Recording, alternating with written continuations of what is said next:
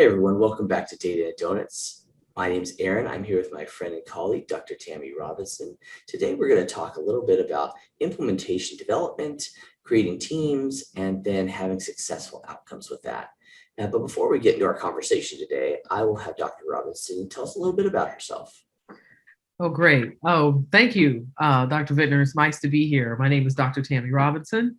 I currently serve as the Vice President of Instruction at Kenyatta College, which is located in Redwood City, California. It is part of the San Mateo County Community College District. I am really proud to be here with you this morning.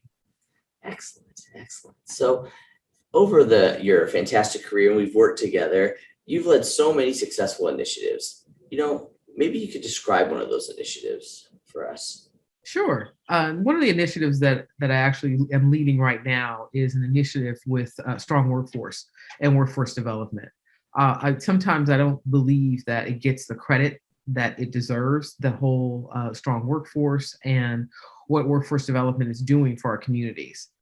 Currently, as we're going through the COVID-19 pandemic, we in the San Francisco Bay Area, Redwood City, San Mateo County area, we had about 2 to 3% unemployment. So basically, we had no unemployment. Fast forward to last year, and we see record unemployment. We have high cost of living in the area, so it becomes very difficult to maintain talent. And by that, it's the community colleges, our audience would be those coming out of high school, those people who decide that they need more training and skills to come back. That is our audience. And so with that, we need to be sure as institutions that we are readying our people for the jobs that are available.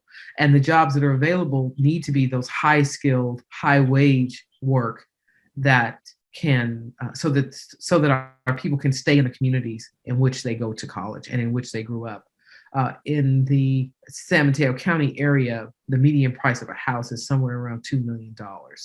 And so for most people, they just simply cannot afford to stay. So we are losing the battle. And so it is really important that we have digital arts and animation so that folks can earn a living wage. We have short-term programs such as the optician program and a water program, where folks can come in and get some training for 2 to 3 months and start making somewhere between $25 and $45 an hour and start jobs that are making at an entry level 70 to 80,000. So we have to look at how we train those in our community so that they can continue their educations, sustain their lives, and work for companies where now they're also seeing a silver tsunami with so many people retiring, but yet there are not enough workers to replace them.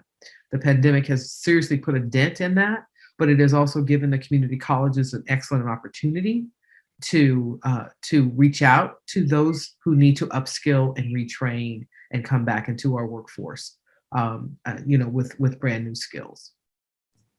Excellent. And I think that's fantastic that you're providing that opportunity. You identified that need and really you're putting your initiatives forward to scale out your programs to meet the students where they are. And so as you're going through the development of just like this initiative or another, who's on your development team and your implementation team? Absolutely. Thank you. So I'm very fortunate to have written a few grants while I've been, in fact, my first year, and Aaron, you know this, when we were at Lassen, we were a beast of a team. So in my first year at Kenyatta, I actually co-authored 5 separate grants. And so with that, we already had a director for workforce development, and his name is Julian Branch, and wrote 2 other grants for regional directors. So we have a regional director for special projects. His name is Dr. Damani Fisher, and we have a regional director for global trade, and her name is Nicole Kelly. And so with that team, we're able to really look at the entire region and bring particular programs in, whether they are not for credit or for credit. For the most part, we're doing not for credit. Not for credit allows us to get the program in quickly, brand it, find the need, get the people through it, so that we have longitudinal data on on programs that people want and employers have asked for. And so many of these programs are also sponsored by the employer. And so folks are not paying anything.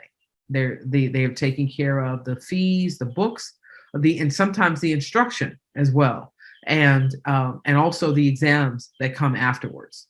So the team we have a strong college team, but we also work with our Bay Area Community College Consortium, where they become thought partners and help us to move our initiatives forward as well, so that the region knows what's available for its people.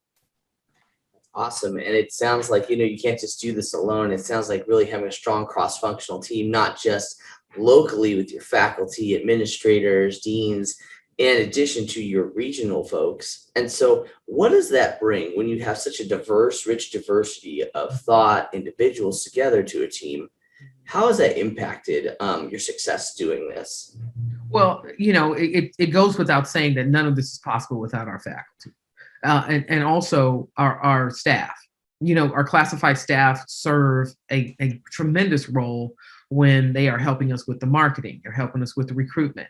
We cannot get these programs through without our faculty, who serve as not only experts in these discipline areas, but also when a program does take off, we're able to identify programs that can go for not for credit and move into our credit ranks. Again, technology is moving quickly. Curriculum must move quickly. Our community colleges must change as employers need particular workers. We have a funeral services program because the average age or the median age now in San Mateo is 65. And so we have many who are in the retirement age. And so we need programs. I know that's a bit morbid, but we need those programs. There was not one for over 100 miles, in the region. So we have an optician program where we're working with Warby Parker and Costco, Lens Crafters, and they are asking for our students as soon as we get them into the program. And the water program, again, they are suffering from what many are suffering from, where there is a huge retirement of the baby boom population. And so it is now time to replace them.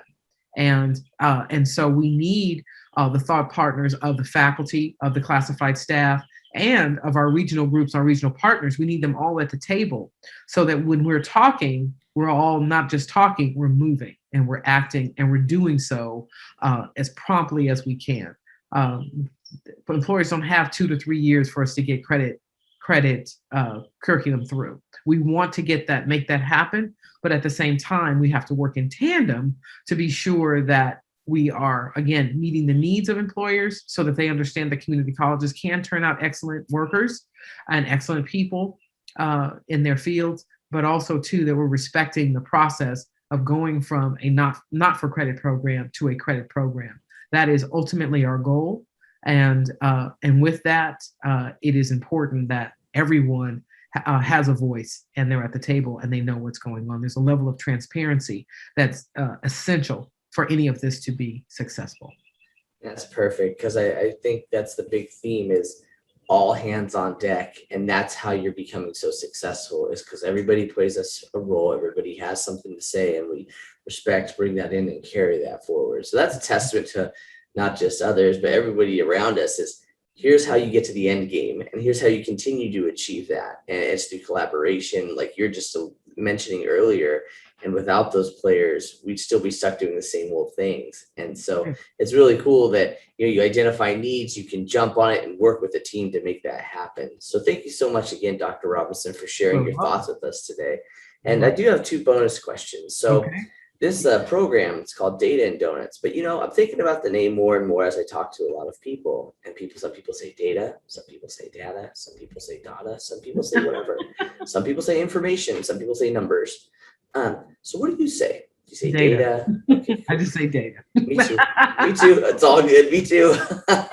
Cool. And what does the data say? Exactly. And the second one is, what's your favorite donut? Glazed. I'm a classic woman. I like classic donuts. That's right. I like the fancy ones, but you asked for my favorite one. And that one That's makes it. me happy. I think it's a Yep. lot of families with glazed donuts. I mean, who doesn't like a donut? You can't eat it Exactly. every day, but who doesn't like a donut? Come on. Just Exactly. makes you happy. Exactly. For sure. Well, thank you again for coming out today. It was fun hanging out and chatting. We're going to do this again soon. I'd like to follow up on some of your cool projects. And Great. thank you, everybody, for listening. Please hit the subscribe button, and we'll see you later.